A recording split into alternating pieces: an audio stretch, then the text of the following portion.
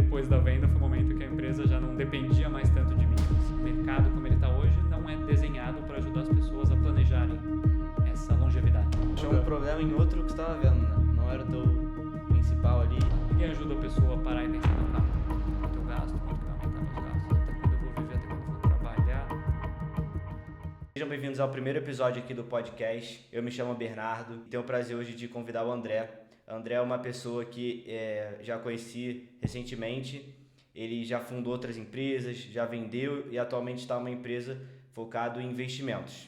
Então, André, muito obrigado por ter vindo e quero que você se apresente um pouco, fale um pouco sobre você, como que você começou assim no empreendedorismo, um pouco da sua trajetória bem inicial mesmo. Legal. Bom, primeiro, obrigado, Bernardo, pelo convite. Super feliz de estar aqui participando da primeira edição, primeira de muitas, espero. Muito sucesso aí pro podcast. Obrigado. Contando um pouco de mim, minha trajetória profissional, eu me formei como engenheiro de produção na Poly, também fiz intercâmbio de um ano ali na Universidade de Melbourne, na Austrália, mais focado na parte de business, dentro da engenharia de produção, você pode ir um pouco mais para o lado da engenharia, um pouco mais para o lado do business. Eu escolhi esse lado mais de negócios. E aí, voltando daquele momento na Austrália, eu já tive, ou melhor, na verdade até antes, né? Assim, a inspiração de empreender para mim vem da família, em grande medida, né? Assim, seja do lado do meu pai, seja do lado da minha mãe, a maioria das pessoas acabaram tendo empresas, enfim, em diferentes áreas, seja empresas maiores, seja empresas trabalhando como autônomos, enfim, pequenos empreendimentos ali, mas sempre liderando, sempre tendo sua própria empreitada, de alguma forma. Então isso já tinha me inspirado pessoalmente, e aí eu, assim, mesmo durante a faculdade, né, acho que era um momento em que estavam crescendo as startups no Brasil, agora vou entregar minha idade, que não é tanta, mas para quem está na faculdade acho que enfim, eu estava na faculdade ali em 2010, 11, 12, então estava um movimento ali de surgir startups no Brasil, mas ainda era uma discussão muito novo, né? Super. Todo o ecossistema, assim, não tinha tantas histórias de sucesso como a gente vê hoje, não tinha tanto ecossistema de venture capital, muita gente acabava entendendo o que estava rolando fora, principalmente nos Estados Unidos. Acho que ainda é o caso, mas está muito mais maduro hoje em dia. E aí, naquele momento, quando eu fui fazer esse intercâmbio na Austrália, em 2013 e 2014, já estava com o radar ligado para ideias de empreendedorismo, e aí um dia, né, escolhi uma disciplina ali, uma cadeira de empreendedorismo na faculdade, e aí um dia vieram 2 empreendedores que tinham uma empresa ali na Austrália que chamava, acho que Free is Better, ou alguma coisa ligada à distribuição de água, garrafas d'água de graça, que cobrava pela publicidade no rótulo. Mais ou menos que nem, não sei se já viu aqui jornal Metro News, ou qualquer coisa que distribua presentes ou... Eu já cheguei a ver um vídeo no TikTok mesmo de um cara fazendo isso. Água de graça é propaganda que pagava água, era isso, né? Pronto, pode ser, exatamente. Na época não tinha. Legal saber que hoje alguém acertou esse modelo, não fui eu. A história tá indo... Não vai ser a história da água, vai ser de outras. Mas, enfim, foi uma ideia que eu olhei ali e falei, puxa, será que faz sentido trazer para o Brasil? Ainda, né, assim, descobrindo, que nem eu falei, ainda meio verde também, de faculdade ou de empreendedorismo, etc. Tentei trazer essa ideia. Naquele ano, foi um ano entre eu voltar da Austrália e me formar. Naquele ano eu não consegui me dedicar muito à ideia, que eu estava estagiando em consultoria, estava, enfim, terminando a faculdade também. Acho que eu comentei, né, fiz Poly, USP, ali, engenharia de produção, então também estava num momento intenso ali da faculdade. Mas aí, acabando esse ciclo, eu já decidi, puxa, deixa eu explorar melhor essa ideia. Né? Exatamente. E antes, puxa, eu até tinha falado com um primo que trabalhava na Unilever e para entender um pouco da parte mais operacional da produção, etc. Cabeça de engenheiro. Mas eu não tinha feito a parte mais importante, na verdade, que era descobrir se tinha demanda pelo que eu estava construindo. Então, naquele momento, finalmente, né, quando chegou mais para o fim da faculdade, o estágio, assim, até tive oferta para continuar, mas teve alguns meses ali entre um e outro. Falei, não, deixa eu entender isso aqui de verdade. Aí foram 2, 3 meses de muito estudo, entrevistas principalmente, finalmente, aliás, que conversei com gente de agências de publicidade para entender, olha, estou essencialmente criando um novo modelo de mídia, né, assim, de publicidade. Tem demanda para isso? E aí o pessoal muito educadamente falava, não, muito legal, mas E aí quando alguém coloca o Uma mas... desculpa, né? Sempre, sim. Quando alguém coloca o mas, pode ignorar o começo da frase, que o que importa é o que vem depois. E aí, enfim, não tinha demanda essencialmente naquele momento, ou eu não era, sei lá, naquele momento com aquela... sei lá, não era a pessoa certa para levar isso adiante. Então decidi, depois de um ano meio que sonhando a respeito, quando finalmente coloquei o carro na rua, para começar a testar ali a ideia, não funcionou. Só que o que sim apareceu, e agora chegando na história que você ouviu ali naquele dia na Link, o que sim apareceu dessa descoberta era que o mercado não precisava de mais um tipo de mídia, mas sim precisava de ferramentas, especialmente na mídia chamada out of home, que é a mídia que está no outdoor, no ponto de ônibus, no relógio, etc. Essa mídia precisava de ferramentas de mensuração. Ou seja, na internet você consegue saber quantos cliques e quantos visitantes teve o seu site, ou quantas visualizações teve a publicidade, engajamento, enfim, tem 1000 métricas. Sim. Na mídia out of home era meio aparece lá e é isso. É isso aí. Depois você vai... nem sei se você vai descobrir. Tinha até uma frase do marketing antigo que era: metade do meu orçamento de marketing eu desperdicei e metade deu certo. Eu só não sei qual foi cada metade. Não dava pra saber, né? Era muito... Publicidade, joga ali e vai, né? Hoje em dia a rede social dá tudo pra você, né? Outra coisa, né? Tanto que até mudou muito o perfil da pessoa de marketing, né? Antes era muito mais criativo, coisa assim. Hoje, muitas vezes, idealmente, é uma combinação, né? Uma pessoa que consegue ser criativa, entender de pessoas, mas também entender muito de números. Sim. Mas fechando esse parênteses, então, naquele momento, a mídia out of home tinha muita dificuldade com mensuração e falaram pra gente: olha, não precisa de mais uma mídia, mas precisa de uma ferramenta para mensurar o perfil das pessoas que estão visitando determinado lugar e qual que é o fluxo também, né? Se eu vou botar, na Paulista, na Faria Lima, meio que você sabe o fluxo, sabe o perfil, mas começa a ir pro interior, começa a ir para bairros que, enfim, o planejador de mídia não conhece. Sim. Como que ele vai saber o perfil, o fluxo naqueles lugares? Então a ideia foi mais ou menos essa, e a partir daí que a gente começou a criar o que viria a ser a FlowSense, que foi a minha primeira empresa. Como você comentou, né, foi uma jornada que terminou com sucesso, terminou com um exit ali, uma venda para um grupo americano, mas bem o comecinho foi isso, um pivô grande da ideia da água para uma ideia de mensuração de mídia, e depois tiveram outros pivôs também, como a gente... Pivô, né, uma mudança de direção. Sim. Não, você eu sei que sabe, mas às vezes não sei se a audiência também conhece as terminologias do empreendedorismo. Então, depois outras mudanças de rota, legal, vou fazer um sistema de mensuração de fluxo e perfil de cliente. Para isso a gente ia criar um app que pegava a localização, fazia pesquisa com perfil do cliente. Também não dava certo, meio que a conta não fechava economicamente, mas a expertise, a tecnologia que a gente desenvolveu de localização, de perfil do cliente, a gente acabou embalando como um serviço para empresas. Então a gente passou a vender isso para donos de apps que queriam falar melhor com o seu cliente, queriam usar a geolocalização para, por exemplo, você está perto da minha loja, quero mandar uma notificação para você falando: Bernardo, vem aqui no Carrefour e aproveita aqui o desconto no, sei lá, ovo de Páscoa, aproveitando o momento que a gente está gravando. Então, o produto que finalmente pegou foi esse, mas foi a terceira ou quarta versão ou evolução da mesma empresa. E é muito importante isso, né? Porque se você tivesse feito desde o início o que você tinha pensado sem nem testar, né? Você teria feito outra coisa muito diferente, né? Totalmente. Que provavelmente não daria certo, porque você falou que não era um negócio na época que as pessoas queriam e tal, tinha esse mais que você falou. Então isso é muito importante. E aí, como você falou, essa empresa você chegou a fazer, e aí durou quanto tempo mais ou menos esse processo? Que depois você vendeu o que você falou para a empresa americana? Esse processo de descoberta vai entre as entrevistas da água ainda e começar a faturar com esse produto de geolocalização para aplicativos. Foi um ano mais ou menos, meio de 2015 até meio de 2016. Meio de 2016 até meio de 21, a gente foi crescendo essa empresa.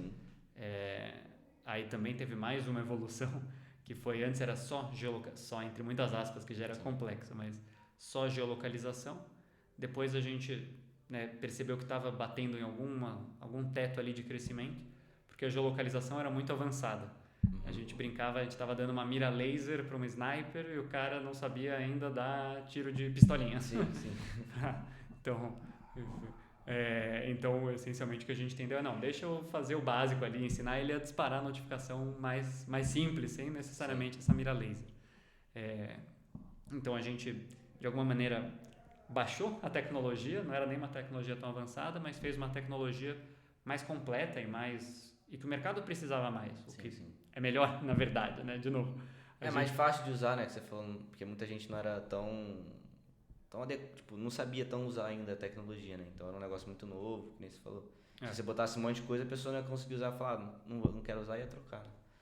E foi um aprendizado também dessa primeira jornada, a gente queria fazer algo que fosse muito único, muito exclusivo. Acho que tem até um pouco de ego também, de falar, não, eu consegui fazer uma coisa que ninguém mais fez, mas se ninguém mais fez, provavelmente tem um motivo, que o mercado não precisa tanto daquilo. Então a gente baixou um pouco essa vontade de ser tão único e passou a trabalhar com o engajamento mobile como um todo, engajamento no app como um todo, que significa fazer todo tipo de régua de relacionamento, automação de marketing.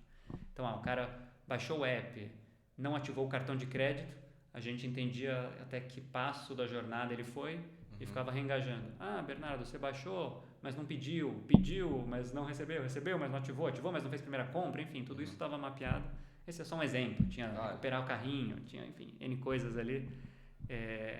E aí passou a ser mais completo, mas a lição foi meio que essa, a gente queria estar super na vanguarda ali e, cara, precisava, como diria um cliente ali, marcou muito a nossa jornada, tinha matos mais altos para cortar e a gente estava tentando achar ali, acertar mosca branca. Ali. Sim. E aí, bom, continuando como você falou, né, você até 2021 teve esse processo e você vendeu a empresa em 2021, foi isso? Isso aí. E aí, como que foi esse processo? Você chegou para alguém, ofereceram, como foi? A gente, acho que até comentando um pouquinho do histórico, né, então é isso, 16 começou a faturar, 21 vendeu, nesse meio tempo a gente teve, meio de 16 também foi o momento que a gente captou uma rodada de investimento anjo, e essa rodada na prática nos manteve, sustentou a empresa, não só essa rodada, né, depois a gente passou a ser lucrativo, mas a gente conseguiu, enfim, deslanchar, virar cash flow positivo, passar o break-even, enfim, como preferir, já com essa rodada. Então a gente tinha bastante opção na nossa mão, tipo, a gente não tinha pressa de deixa eu sair correndo para captar ou para vender, coisa assim, porque a empresa gerava caixa. E aí o legal é isso, a gente atendia clientes muito grandes. Então, exemplo, Carrefour não era nem, como que é, um exemplo fictício, a gente atendia o Banco Carrefour, atendeu o Pão de Açúcar, Americanas, Dots, Ticket, VR, AMI, Bradesco, Next, e também muitas startups, mas é que aí o pessoal conhece menos os nomes. Então, enfim, né, modéstia à parte, a gente estava numa posição boa, tanto que estava negociando naquele momento para fazer uma rodada de investimentos, acho que teria uma cara de Series A, também tinha um pouco menos acho que 2021 já estava um pouco mais delineado, assim, que era um Seed, Pre-Seed e Series A, agora está mais claro ainda. Mas estava levantando uma rodada, uma cara de Series A, já tinha até um fundo que estava comprometido a participar da rodada, e aí, meio coisa do acaso, a gente participou de uma concorrência na TIM, para vender, né, nosso serviço para a TIM, para a operadora, e aí a gente perdeu essa concorrência para uma empresa americana. E a gente falou, puxa, que droga, faz parte do jogo também, vamos nessa. Só que aí depois que acabou essa concorrência, o nosso ponto de contato ali, o gerente, diretor da TIM com quem a gente conversava, falou, olha, essa empresa americana, ela está no movimento de consolidar, né, de comprar outras empresas na América Latina para expandir a presença deles aqui, e eles estão querendo conhecer os melhores players de mobile marketing, né, marketing de aplicativos na América Latina. Vocês topam falar com eles? Sinceramente, naquele momento, o que me passou na cabeça foi não. Não quero, tô bem, assim, né, vai rolar essa rodada. Sim, não pretendia vender na empresa, eles não tinham esse propósito, né? Assim, a gente acho que em algum momento tinha isso como uma visão. Sim, futuro. Nem sei se visão é a palavra certa, mas como uma possibilidade futura. Mas não estava naquele momento ativamente pensando em vamos vender agora, esse é o momento certo. Sim. No passado também, sendo bem sincero, algumas empresas desse mercado de mobile, tecnologia, já tinham se aproximado de nós e falado, meio que querem vender. E a gente falou, bom, vamos entender, sei lá, meio que também ganhar um pouco de musculatura nessa discussão, mas a gente sentiu que foram conversas não muito produtivas, assim, meio que os caras às vezes querendo pegar informação, mas sem colocar uma proposta séria. Então a gente achou, talvez vai acontecer a mesma coisa, deixa quieto. Mas aí os caras insistiram, falando, tá bom, vamos marcar um call, o que vai me custar? Aí tivemos um call com os americanos, primeira conversa foi legal, enfim, acho que a gente entendeu mais ou menos qual era a visão deles. E aí depois na conversa seguinte eles trouxeram um fundo de investimentos que estava por trás desse movimento, né, que já investia nessa empresa. E aí esse fundo era um fundo de private equity, que ficava baseado em Dallas, né, ali no Texas, a empresa em si era em Miami, enfim, detalhes, mas aí o fundo conseguiu ser mais persuasivo e mostrar melhor a visão da empresa, de não, a gente vai juntar essa e essa peça, a gente vai fazer esse movimento, a gente vai chegar em tal lugar e vai dar muito certo por causa desse motivo. Acho que eles foram muito bons nesse ponto. Daí a gente falou, aí mudou um pouco o jogo. Foi diferente do outro cara lá que você falou, né, do outro fundo que tava meio assim, né? Esse foi mais completo, né? O cara explicava mais, te deu mais confiança, né? De uma certa maneira. Até nem tanto comparado com o fundo, mas comparado com os próprios executivos da empresa. Assim, curiosamente, acho que o fundo tinha uma visão mais completa que os próprios executivos. Depois a gente ficou muito mais próximo dos executivos, enfim, viraram nossos amigos e colegas e sócios no dia a dia, mas naquele momento o fundo acho que fez um trabalho melhor de vender a tese. E daí a gente entendeu que, comparado com o caminho que a gente estava olhando originalmente, a gente vai levantar uma rodada agora para rodar a empresa mais 2, 3 anos, para depois pensar em talvez levantar outra rodada, ou puxa, vai demorar mais tantos anos para chegar num tamanho grande para vender. A gente falou, puxa, acho que esse caminho aqui dá mais retorno e com mais segurança também do que o caminho que a gente estava olhando originalmente. Então é isso, acho que acabou sendo uma jornada nem curta nem longa para o mundo da startup. Sim. Claro que você vai ler, aparece na mídia a história, esses caras criaram uma startup em 18 meses, venderam por 100 milhões de dólares, coisas assim. Mas geralmente quando você está criando uma empresa, uma startup pelo menos no mercado que eu estou mais acostumado, você já está meio que fazendo um compromisso para 10 anos. Essas aí são a pontinha assim, bem o pouco, né? Porque por 1% vai acontecer isso, a maioria demora e muitas dão errados também, né? Exatamente. A maioria, no caso. A grande maioria dá errado. É isso aí. Seu funil tá certo.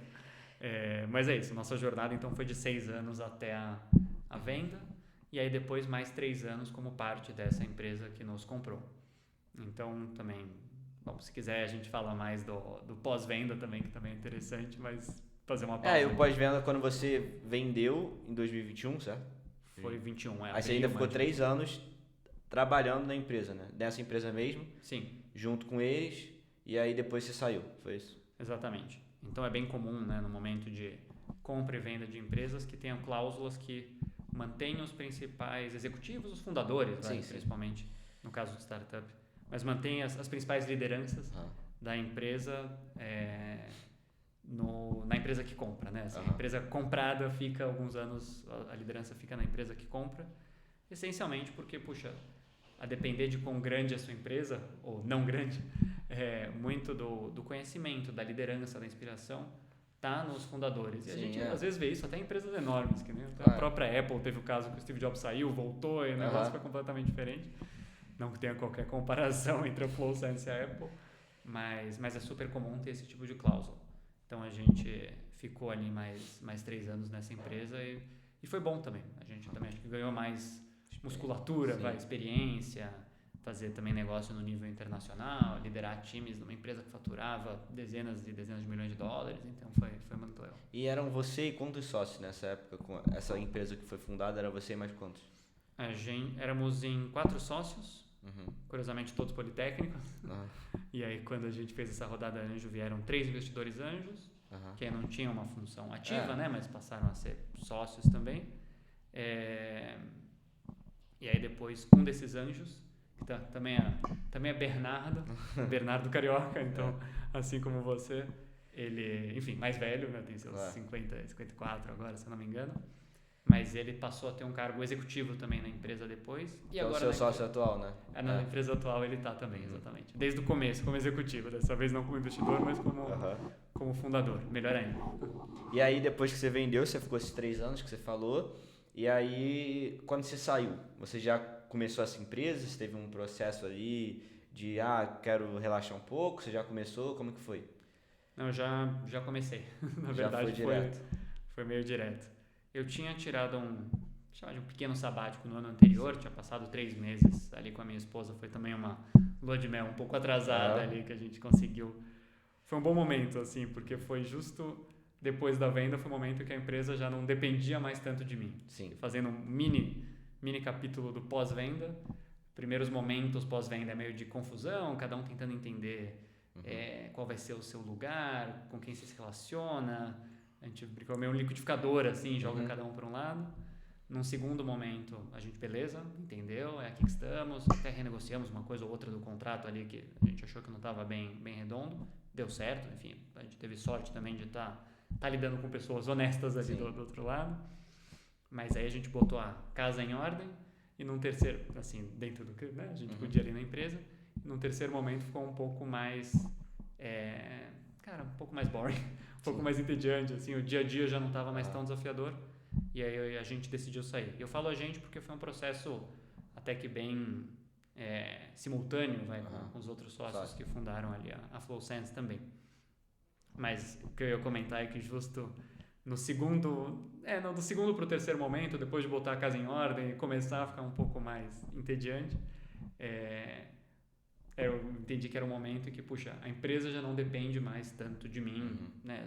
Não depende de eu estar ali no dia a dia, ou de nenhuma pessoa específica, né? Não sou eu, né? Assim, já não depende tanto de indivíduos. E aí foi um momento de falar, legal, agora deixa eu pegar uns mesezinhos para descansar, fazer alguma coisa, porque também tinha sido uma tacada única ali de 2015 até 2023, assim, 8 anos. 8 anos direto, né? Direto. Aí peguei 3 meses, viajei junto com a minha esposa para a Ásia, melhor coisa que eu fiz na vida. E aí, enfim, então tava com a bateria carregada, não sentia tanta necessidade de parar em 2024, porque tinha feito isso em 23. Então em 24... Agora sim, chegando no ponto que você perguntou, em 24 meio que foi passar direto da empresa anterior não para essa, mas para aquele momento também de ideação e primeiro mais. Entendi. E aí, bom, em 2024 aí você começou essa ideação e como você comentou, o seu sócio, que você falou, Bernardo, veio com você e veio mais alguém, como que foi esse processo? Você falou que tinham 4, contando com você e depois ele 5, né? Teoricamente. Então, depois, quem continuou com essa ideia nova e tal? Então, sim, éramos em 4 fundadores ali da FlowSense, originalmente, e mais o Bernardo. E aí, nesse momento de transição, de empresa que nos adquiriu para nova empreitada, também foi um momento de discussão, reflexão de cada um, né? Não necessariamente você quer empreender de novo, às vezes é legal ter um momento um pouco mais de estabilidade ou outras perspectivas, mas... Por sorte, na minha visão, esses sócios queriam, a princípio, empreender de novo. E daí, dos 4 que começaram, ou melhor, começamos juntos a explorar ideias, isso até de meio a setembro de 24, a gente saiu ali na metade de 24. E aí, naquele momento, a gente entendeu que, enfim, não fazia mais tanto sentido estarem os 5 juntos. Tinha 2 sócios que estavam em momentos de vida um pouco diferentes, então não... embarcaram comigo, com o Bernardo e com o Nadav, que também era um dos sócios antigos e também está nessa jornada. Outros 2 sócios, que são o Vitor e o Rafa, estavam em momentos diferentes, decidiram não embarcar nessa jornada e aí continuamos nós 3. Mas aí também foi um processo de tentativa e erro, descoberta. Né? Tudo que você tinha tentado antes, você fez outra ideia, né? Exatamente. Lá no início, que é outra ideia que você tinha tido. Exatamente. Dessa vez, acho que até uma exploração mais ampla, mais intencional, se eu puder falar assim. Da outra vez foi meio não sei muito bem o que eu quero, vi alguém que está fazendo uma coisa que dá certo, me inspirei, tentei botar em prática. Dessa vez, não. A gente, começou a olhar com 5 juntos ainda, né? Diferentes mercados, diferentes ideias. A gente tinha um mote, né, um fio condutor muito importante que era, olha, a gente já teve uma primeira experiência de empreendedorismo, teve sucesso, vendeu, depois ficou na empresa que nos adquiriu, ganhou musculatura, coisa assim, então, modéstia à parte, acho que a gente tem uma história legal. Então, como que a gente vai usar esse histórico, essa sorte, esse privilégio que a gente tem nessa nova jornada? E aí o fio condutor, então, naquele momento era, vamos buscar um problema que seja muito grande, muito relevante até para o Brasil como sociedade, assim, né? Então olhamos grandes pilares ali de economia verde, de saúde. Você não tinha quando você começou, você não tinha um específico que você tivesse ideia, você foi olhando tudo, né, sem compromisso nenhum com cada ideia, cada mercado, e você foi vendo depois, você não tinha nenhum ainda antes. Exato, era um time em busca de uma tese, basicamente, não um problema em busca de uma solução, né? Sim. E aí foi isso por alguns meses, até um dia que a gente falou, não, puxa, precisamos, não sei se disciplinar, mas chegar em algum tipo de resposta aqui, senão também... Ficar para sempre nisso. Exatamente, também não era o que a gente queria. Então a gente pegou um fim de semana, fomos pro sítio do Bernardo, fizemos um intensivão ali disciplinado de criatividade, em que a gente pegou os últimos 7 anos, se eu não me engano, de startups do Y Combinator. Conhece? Sim. Para a audiência, vou comentar que o Y Combinator é a principal aceleradora de startups, fica ali na Califórnia, ali em São Francisco. Então, puxa, essencialmente as startups que passaram ali são referência, né? E a gente falou, deixa eu entender se tem alguma coisa aqui para... Agora que eu já falei que o ego já não era tão importante, para copiar, para trazer, para fazer parceria, para tropicalizar, para se inspirar, qualquer coisa. Dividimos ali para os verticais e entendemos que na vertical, onde finalmente acho que a gente vai falar mais daqui a pouquinho, mas na vertical onde a gente está atuando hoje, é onde se encaixava melhor nosso histórico, problema... habilidades, até contexto familiar também a algum nível. Então a gente entendeu que fazia sentido entrar no mercado de investimentos, no mercado de gestão de patrimônio. Num primeiro momento.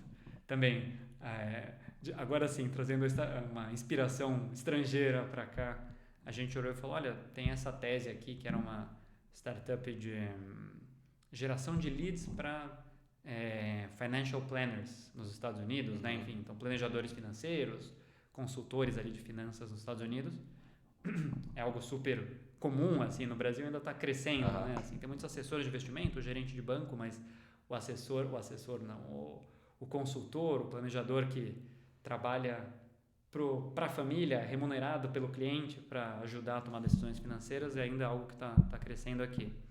Então, entendemos, mas está crescendo rápido. Então a gente entendeu, olha, esse mercado vai ter muita demanda, vamos entender se faz sentido gerar, né, trazer, se inspirar, enfim, tropicalizar essa tese de gerar leads para consultores, para assessores de investimento, planejadores.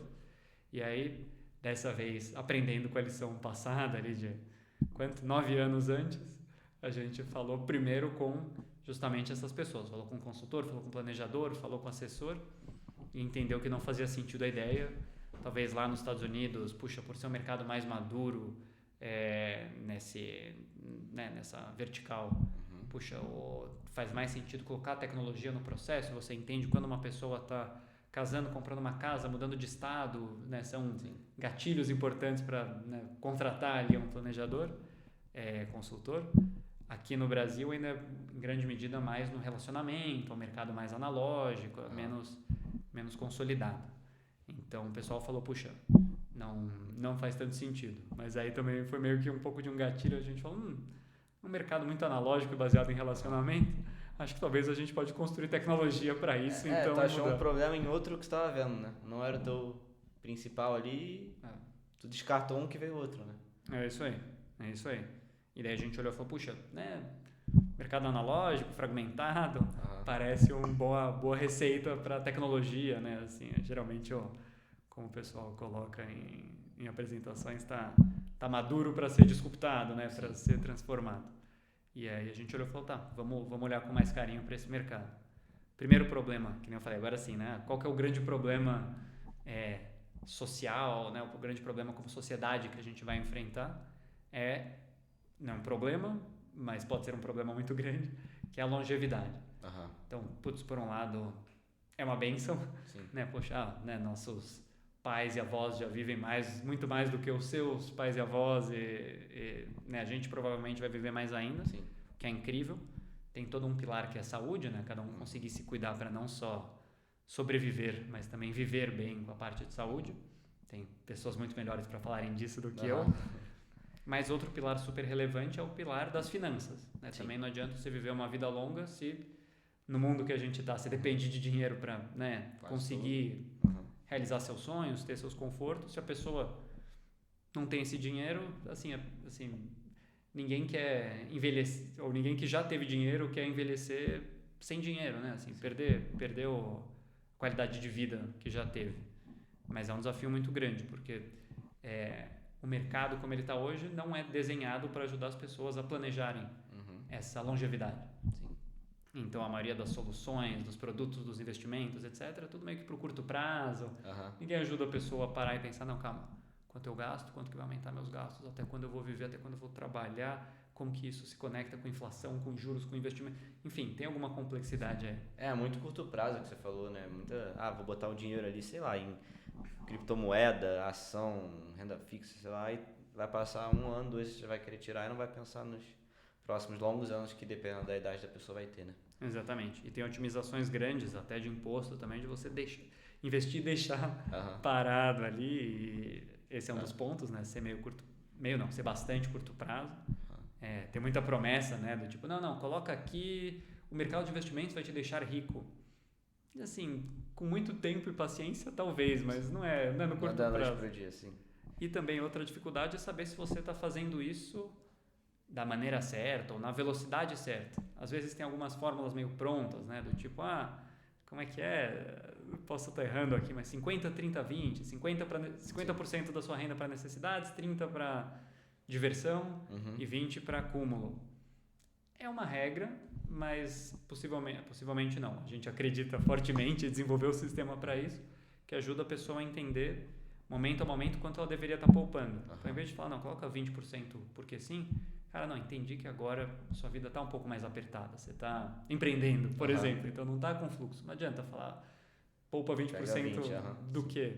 Não, daqui a pouco você vai ganhar mais, ou não, você tem uma perspectiva ali um pouco mais para frente, o custo vai aumentar, ou a entrada, enfim, tem 1000 peças aí desse quebra-cabeça e a gente ajuda, eu já estou entrando na solução, mas falando do problema, o mercado não ajuda as pessoas, tradicionalmente, a entender quanto ela deveria estar poupando, como conectar as decisões de hoje com essa longevidade amanhã. Essa é a grande dificuldade. Entendi. E depois, né, desse processo de ideação desde o início, depois vocês validaram esse problema, né, com o tempo,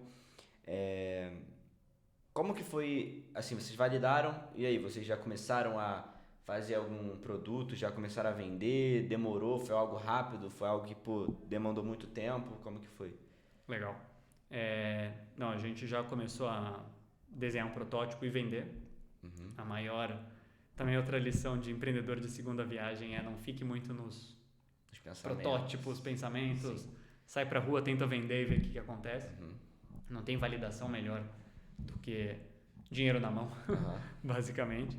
Então a gente começou a vender, acho que foi a virada de 24 para 25, mais ou menos. Ainda num alfa, assim, né? Um pré-produto. E nessa época já de venda, mas que já tinha começado a empresa, só, enfim, tirando um gancho rapidinho, qual que era o seu papel na empresa? Então, cada sócio, o que queria fazer? Tinha um papel específico para cada sócio? Como era? Puxa, naquele momento ainda não. Era meio que uma unidade de pesquisa, um laboratório. Sim. Ainda não tinha tanto uma especialização. Depois a gente foi se dividindo mais. Essencialmente a empresa ainda era uma unidade de pesquisa só, em que todo mundo estava atrás da mesma coisa, que era validar se aquele produto, aquela ideia tinha valor para alguém. Sim. Então todo mundo estava meio que falando com os seus contatos, marcando entrevistas meio de descoberta, né? Ou pesquisando mais sobre o mercado, debatendo qual seria a solução que a gente ia implementar. E aí naquele primeiro momento, como a gente falou que uma das grandes dores, ou a grande dor que a gente ia ajudar a resolver era essa da longevidade, ainda, acho que a empresa continua por aí, mas por um ângulo completamente diferente do que eu vou falar agora, a gente falou, vamos conversar com o pessoal que está perto do momento de aposentadoria, está nos seus 50 e algo, 60 e algo anos de idade, e vamos ajudar eles a fazer esses dois processos. Planejar, então entender, olha, eu tenho R$1 milhão guardado, eu gasto 20 mil por mês, entram 10 mil reais, eu vou trabalhar até tal idade, depois vou ter INSS, então enfim, todo esse cálculo de entradas e saídas, para ver quão sustentável era aquela conta, ou quanto a pessoa tem que apertar algum parafuso de alguma maneira. E, num ponto 2, como investir aquele dinheiro muito com foco em gerar renda na aposentadoria. Então a gente entendia, puxa, legal, quando você parar de trabalhar daqui a muitos anos, o que você vai precisar não é tanto falar, não, tenho X mil ou X milhões de reais no banco, se alguém virar e te falar, olha, não, todo mês eu te pago, fingir que seu custo de vida é 50, todo mês eu te pago 50 mil reais bonitinho aqui, você nem precisa pensar em quanto você vai acumular, não vai acumular, etc. Então a gente pensou, legal, vamos pensar, vamos entender se tem alguma solução no mercado para isso. E por sorte, recentemente, o próprio Tesouro Direto, né, o próprio governo federal, que é considerado, né, o investimento mais seguro, né, Tesouro Direto, investimento mais seguro do país, lançou um título que ele faz justamente isso, mas pouca gente conhece ainda, que chama Tesouro Renda Mais ou Tesouro Educa Mais. Que o que ele faz é pegar o seu dinheiro hoje, vai crescendo, chega em algum momento, quando ele começa a pagar, e daí mensalmente ele transforma isso num salário, numa mesada fixa, corrigida pela inflação, né? Mas com valor real, valor de compra, poder de compra fixo. Então, beleza, investir, claro que os números aqui estão completamente inventados, mas investir 1 milhão hoje, lá em 2055, quando eu quiser parar de trabalhar, ele vai me gerar 30 mil reais por mês, que vai ficar pingando bonitinho por 20 anos. E depois, ok, acabou o dinheiro, preciso investir outro 1 milhão para bancar os 20 anos seguintes, mas tudo bem. Então a gente falou, legal, com esse pessoal a gente consegue, né, a vida já está um pouco mais certa, a sua vida tem muitíssimas incertezas, a minha tem muitas, mas conforme o pessoal vai ficando mais velho, vai diminuindo esse nível de incerteza, de certa forma. Então a gente consegue planejar melhor e consegue, a partir disso, comprar esses títulos na necessidade, na quantidade exata e mais barato possível que a pessoa precisa. Então calculamos que aquele cara que eu falei vai precisar de 10 mil reais por mês quando ele se aposentar, legal. Deixa eu estudar e deixa eu ajudar ele a comprar esses títulos da forma mais barata, para esse dinheiro durar para toda a vida. Então essa foi a primeira solução que a gente fez e foi bem disciplinado de vamos focar só nisso, porque, bom, também conhece quanto maior o escopo do produto, mais fácil é de se perder, não saber o que está validando. Então naquele momento vamos focar só nesse produto específico. Foi o primeiro approach, não deu não tão certo quanto a gente queria, mais uma mudança de caminho, mas foi uma primeira entrada e até a gente conseguiu faturar os primeiros reais ali com isso também. E depois que você falou, né, não deu tão certo, o que vocês tiveram que mudar depois? Se vocês tiveram que mudar o público, ou realmente foi produto mesmo, o que aconteceu e qual foi a próxima etapa, assim? Legal, foi os dois. Acho que essa interação, esse tripé público, modelo de negócio, produto, não estava fechando tão bem, porque a gente chegava para uma pessoa de 60 anos, falava, olha, legal, deixa eu calcular quanto você vai precisar, calculei, deixa eu te mostrar como você vai investir isso, está aqui como você vai investir, e a gente queria que o modelo de negócio fosse algo recorrente, que a gente se mantivesse ali como esse consultor independente, mas não fazia tanto sentido, né? Que nem eu falei, talvez tem menos incertezas nesse plano. Então a pessoa pegava, falava, muito obrigado, agora eu vou lá e executo, não preciso continuar te pagando. Assim, muito obrigado pela resposta, me gerou provavelmente centenas de milhares de reais em valor, milhões se bobear, de escapar de furadas e ter um rendimento bom, mas a gente não estava conseguindo capturar esse valor também. Que claro que a gente quer ajudar muita gente, mas a gente também precisa que a empresa se sustente. Então, entendemos que esse escopo muito fechado não fazia sentido.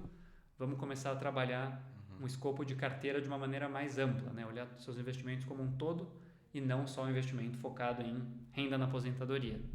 E aí, uma vez que a gente fez isso, a gente entendeu, puxa, o público que vai mais se interessar, na verdade, onde a gente tem mais potencial, entende melhor o público e até pelo nosso diferencial, que está muito conectado com a tecnologia, passei rápido por isso, mas foi esse encaixe entre muito o background financeiro do Bernardo e o de tecnologia meu e do Nadav que deu esse match tão forte. Mas como a gente entende que esse é um mercado, que nem eu falei, analógico, fragmentado, então tem muito potencial para a tecnologia mudar o mercado, também o público precisa ser um público que quer ter mais tecnologia no seu atendimento. Então também, aí é um pouco estereótipo, mas a gente também viu um pouco na prática que o público mais velho às vezes está menos aberto a isso, enfim, foi atendido a vida inteira por alguém que sente, fala, vamos tomar um cafezinho, coisa assim. E o público mais novo muitas vezes fala, não, legal, tem um app aí, deixa eu pegar, deixa eu mexer, quero fazer sozinho, nem quero falar com ninguém. A galera mais velha não tá tão acostumada, né, a ter a rotina e às vezes nem sabe usar também, né? Porque o público jovem se adapta muito mais rápido também, se não sabe aprende e tal. Acho que assim, questão de saber usar, cabe a gente como pessoas de produto desenvolver, mas acho que é mais a aptidão é uma palavra errada, mais a atração de falar, não, olha, você vai agora ter um negócio, um gadget ali, um brinquedo de tecnologia que você pode fazer sozinho versus você vai ter uma pessoa. A gente fez muitas entrevistas e entendeu, é isso, de novo, é um pouco estereótipo, mas também a gente viu na entrevista que, cara, o pessoal mais velho preferia muito mais falar com a pessoa. Não é que, acho que também vale o disclaimer aqui, não é que o nosso serviço hoje é só fale com o robô e não tem nenhuma pessoa. Pelo contrário, acho que hoje ainda a interface principal é a pessoa, mas o diferencial é, olha, você como cliente tem acesso ao seu plano na plataforma, tem acesso a uma inteligência artificial que consegue te atender a qualquer momento do dia ou da noite, do fim de semana. Estava comentando do serviço, né? Que, claro, a gente acabou se focando num público que tem algumas características. Uma delas é essa da tecnologia, em que tem mais atração pelo serviço tecnológico. Não que o serviço também seja 100% tecnologia hoje. Até por lei, como uma consultoria certificada pela CVM, né? Não sei quanto conhece do mercado financeiro, mas CVM é do órgão regulador, precisa ser conectado a um ser humano, o advice. Mas o que a gente entende é que realmente o ser humano e a máquina se complementam bastante. Então, puxa, qualquer momento do dia ou da noite pode entrar e simular ali no seu plano, puxa, o que acontece se eu resolver morar um ano fora, ou casar, ou ter um filho, ou comprar uma bicicleta, pode ser qualquer coisa pequena ou grande. Qualquer momento do dia ou da noite você consegue mandar uma mensagem ali pro WhatsApp, né, o nosso consultor, primeira camada ali via inteligência artificial, e pedir uma resposta. Deu certo a atualização do plano? Deu certo a resposta? Legal. Qualquer hora do dia, né? Segue o jogo. Não deu certo? Beleza. Fala, ou quero outra opinião, uma segunda opinião financeira, fala, chama o seu consultor, tá tudo certo também. Mas é isso, entendendo que o público precisa ter esse interesse, essa preferência até de conseguir ter algo que a gente entende que é melhor também, é mais transparente, tem menos viés, você não depende se o cara brigou com a mulher naquele dia, coisa assim, ele vai dar uma recomendação assim, assado, não, o sistema é muito mais frio no bom sentido e permite que o consultor fique com um lado mais quente da relação, de entender quem é o cliente, de entender, enfim, a família, as preferências, enfim, o comportamento, mais do que ter que ficar no dia a dia ali fazendo a parte mais operacional que essa tecnologia faz. E também mudou de público por outros aspectos também. Antes a gente estava atendendo, que nem eu falei, o pessoal, quando está mais perto da aposentadoria, já tem menos decisões na vida. Só que o que a gente entende é que a nossa ferramenta, nosso produto como um todo, ele é mais do que um consultor financeiro que vai te falar, investe em tesouro, investe em ações, é muito mais um apoio à tomada de decisão. O que quer dizer isso? Praticamente como um wearable, assim como no mundo da saúde, né? Antes você ia no médico a cada 2 anos e torcia, você não chegou a pegar essa época? Não. E nesse meio tempo torcia para não ter um piripaque, e hoje em dia você tem um anel que mede o sono e tem a pulseira que mede o batimento e os passos e sei lá, tudo mais. E toma um monte de decisões nesse meio tempo. Nas finanças, a gente ainda está mais ou menos na época que você fala com o seu consultor ou médico a cada... Isso quando é um consultor, quando não é um gerente, assessor, que tem outras questões ali, tem conflito de interesse, né? São estimulados a vender produto mais do que te aconselhar de fato. Mas você fala com um profissional a cada, 6 meses, 1 ano, e olha lá. E nesse meio tempo é isso. Você conseguiu um emprego novo, ou o aluguel aumentou, ou descobriu que vai ter um filho, ou qualquer coisa pode acontecer e suas decisões financeiras não reagem com a qualidade que deveriam, porque você não tem um acompanhamento certo ali. Então a gente brinca que a nossa ferramenta, o nosso produto, serviço como um todo é parte Fitbit, parte o anel, qualquer Oura Ring ou a pulseira Whoop, não lembro, Whoop.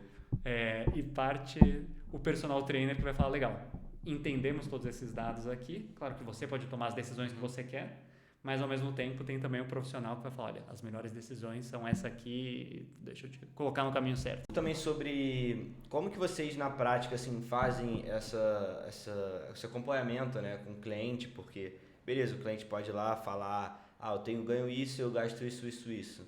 Aí o que sobra, como que vocês ajudam ele a ganhar mais a longo prazo também, não só, sabe, se manter, porque senão a inflação come, então como que é esse processo dentro da plataforma também? Legal. Então, agora sim, falando um pouquinho da MGMT, como ela é hoje, como funciona esse processo de atendimento como um todo, e aí eu vou responder um pouco do dia a dia também. A voz já está indo embora. Beleza, corta os últimos 20 segundos e vamos nessa. Então, tudo começa com o planejamento financeiro, que a ideia é que seja não só um documento que você faz uma vez e depois deixa guardado e ninguém nunca lembra, mas seja realmente um plano vivo que a pessoa vá acompanhando e vá usando como norte na sua vida financeira. Então, vai fazendo um questionário, entende, puxa, quem você é, quais são os seus sonhos, medos, desafios, quanto você tem, quanto você gasta, quanto você ganha, como que você espera que isso evolua no futuro, quais são os planos de vida.